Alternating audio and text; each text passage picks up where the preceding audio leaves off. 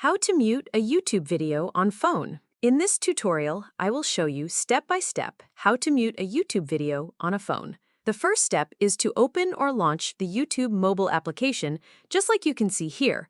This is the home page of the app.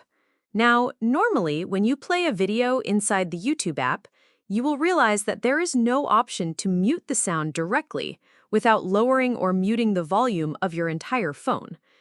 This can be frustrating when you just want to mute a single video while still keeping your phone's sound on for other things.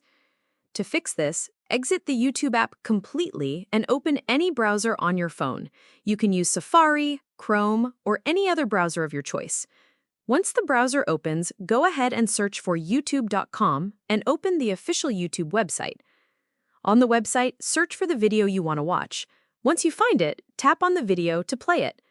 Next, tap on the Maximize option so that the video can play in full screen.